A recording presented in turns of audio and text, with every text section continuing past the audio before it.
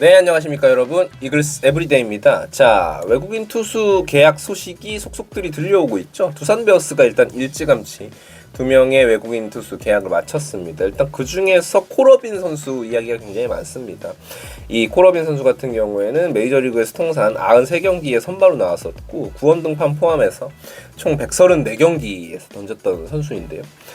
메이저리그에서 593이닝을 던지면서 ERA가 4.54, 굉장히 수준급 투수죠. 좌완 투수이기도 하고, 이 선수 같은 경우에는 뭐 KBO 리그 7팀 그리고 NPB 2팀이 경쟁이 붙었다라고 하는데, 아마도 한화 이글스도 이 선수 경쟁에 참여했었을 확률이 굉장히 높습니다. 그런데 옵션 없이 전액 보장을 내걸었던 두산 베어스를 선택을 하게 됐습니다. 메디컬 테스트도 없이 영입을 했다라고 하니까 진짜로 뭐 이 코러빈 같은 경우에는 한 시즌 두산 베어스에서 KBO 리그에서 좋은 활약 펼친 이후에 다시 한번 메이저리그에 문을 두드리지 않을까라는 생각이 듭니다. 물론 리스크가 있을 수도 있어요. 이제 건강 이슈 같은 경우가 있을 수도 있습니다. 전액 보장이기 때문에 그런 부분에서 두산 베어스가 그래도 지난 시즌에 알칸타라와 브랜든의 건강 때문에 굉장히 고생을 했던 팀이기 때문에 빨리 이렇게 계약을 했습니다. 그리고 해치 선수와도 계약을 했었죠. 그리고 기아 타이거즈가 애덤 홀러를 영입을 했습니다. 애덤 홀러 같은 경우에는 29세 우완 투수고요. 메이저리그에서 139와 3분의 1이닝 던졌고 ERA는 6.54였어요. 지난해 기록 살펴보면 메이저리그에서는 42와 3분의 1이닝 동안 ERA가 5.31이었고 볼넷 비율이 조금 높았습니다. 36개의 삼진, 그런데 22개의 볼넷을 내준 선수예요. 그러니까 보게 되면은 약간은 제구력 이슈가 조금 있는 선수다라고 보시면 될 것 같아요. 트리플 A에서도 다르지 않았습니다. 52와 3분의 2이닝 동안 ERA는 5.30이었고 삼진은 많이 잡아요. 구위가 좋은 선수이기 때문에 57개의 삼진을 잡았지만 25개의 볼넷. 그러니까 기아 타이거즈 팬분들이 이 방송을 보신다면 약간의 제구 난조 때문에 조금 고생을 하실 수도 있겠다라는 생각을 합니다. 물론 이런 선수들이 하위 리그에 왔을 때는 조금 다른 모습을 보여주기도 하는데 뭐 전반적으로는 충분히 KBO 리그에 올 법한 스펙을 가진 선수다라고 보시면 될 것 같습니다. 그리고 SSG가 미치 화이트와 계약을 했죠. 미치 화이트는 저도 한화 이글스 영입 후보 투수로 지난 시즌에 많이 다뤘던 선수인데 29세 우완 투수예요. 짭차노라고 우리가 많이 알고 있는 선수인데 메이저리그에서 통산 185이닝을 던졌고 ERA는 5.25였습니다. 지난해 트리플 A에서는 57과 3분의 2이닝을 던졌고요. 이 선수도 역시나 볼넷이 제구력이 조금 항상 문제로 꼽히는 선수인데 구위는 어마어마합니다. 68개의 삼진을 잡았던 선수이니까.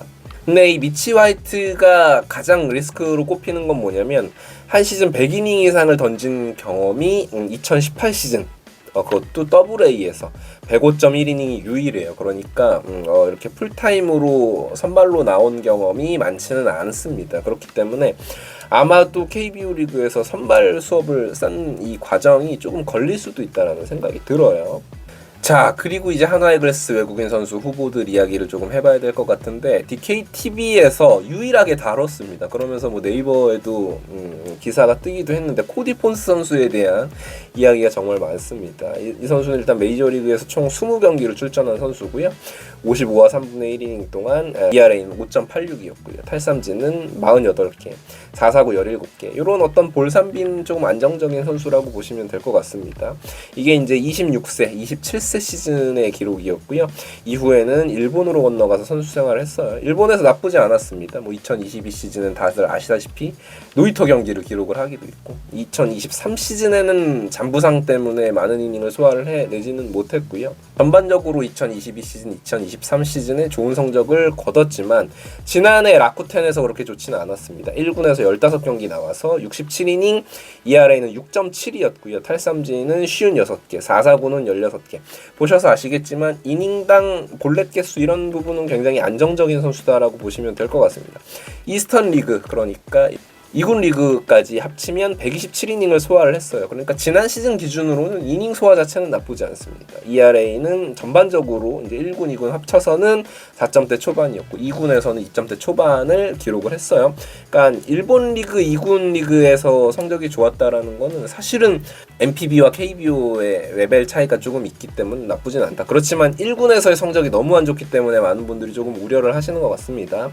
부상 부위를 살펴보면은 최근에 다행히 팔꿈치라든지 어깨 같은 치명적인 부위는 아니기는 해요. 그래서 대퇴근 부상 같은 좀 짜증나는 4주에서 6주 재활요하는 부상들을 당하는 모양이 있습니다. 이게 되게 짜증나거든요. 팀 입장에서는 4주, 6주 부상을 당해버리면 이게 좀 기다리기도 애매해요. 그래서 부상자 명단에 보냈다가도 우리가 버치 스미스 같은 경우에도 막 그 정도 부상 때문에 결국은 교체를 하게 됐었던 기억이 있는데, 글쎄요, 지금 이제 대체 외국인 선수 제도가 있기 때문에 그런 부분들을 활용할 수 있다라는 심산인지는 모르겠지만, 코디 폰스가 지금은 확정은 전혀 아닌 상황이기 때문에 막 억측을 할 수는 없습니다. 그렇지만 만약에 이 선수가 온다면 대체 외국인 선수를 계속해서 좀 리스트업을 하면서 시즌을 진행해야 된다라는 부분이 있겠죠.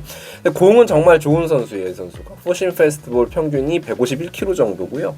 그리고 컷 페스티벌, 싱킹 페스티벌 뭐 이런 부분들을 잘 던집니다. 제 생각에는 KBO 리그에 오면은 좀 제법 잘 통할 법한 선수이긴 한 것 같아요.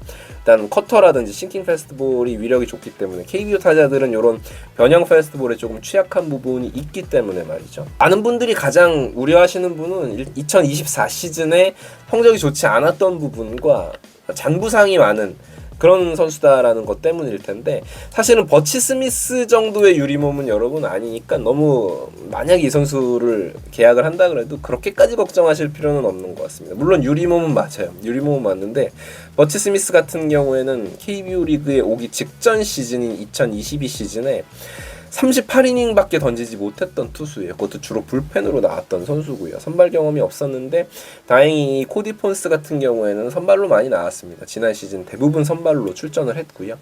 잔부상이 많았던 것도 물론 지난 시즌 중간에 조금 빠졌던 경험이 있기는 하지만 그렇게까지 부상이 막 많다고 보기는 힘들어요. 이제 버치 스미스에 비교를 하면 말이죠. 그리고 링크가 뜨는 선수 한 명이 또 있는데 젠슨 정크라는 선수예요. 이 선수는 28세 우완 투수고요. 지난해 메이저리그에서 8이닝밖에 소화를 하지 못했고 프레이에서 60과 3분의 1이닝을 던졌습니다. ERA는 3.58 준수했죠. 몇 년 동안 계속해서 이제 메이저리그와 트리플 A를 오간 선수고 평균적으로 삼진이 막 그렇게까지 많은 선수는 아닙니다만 2023 시즌에 주로 선발로 많이 나온 선수이기 때문에 선발 경험 자체는 나쁘지 않고 경기 운영 능력이 상당히 좋은 선수입니다. 그래서 불펜으로 나올 때는 뭐 152km, 153km 막 이렇게 던졌는데 막 9위로 윽박지르는 선수는 아니에요. 그럼에도 불구하고 KBO 리그 기준으로는 빠른 볼을 던지는 선수죠. 148km 정도의 평균 구속을 보여주는 선수이기 때문에, 그리고 커브를 굉장히 잘 구사하고 스플리터, 스위퍼 이런 공들 다 던질 줄 아는 선수입니다. 저는 개인적으로 젠슨 정크 이 선수가 훨씬 더 좋은 선수가 아닌가라는 생각이 들어요. 지금 여론이 코디 폰스 너무 안 좋기 때문에. 그리고 사실은 DKTV 기준으로는 바로 계약할 것처럼 이야기를 하더니 그런 것도 아닌 것 같습니다. 코디 폰스 같은 경우는. 그래서 이 젠슨 정크도 링크가 조금 나고 있는데 한번 기다려 보시면은 이야기가 나오지 않을까라는 생각이 들어요. 아마 곧 뉴스가 뜰 것으로 보입니다. 외국인 선수 계약 소식이 들리면 바로 또 영상을 업로드하도록 하겠습니다. 지금까지 이글스 에브리데이였고요. 구독과 좋아요 부탁드릴게요. 감사합니다.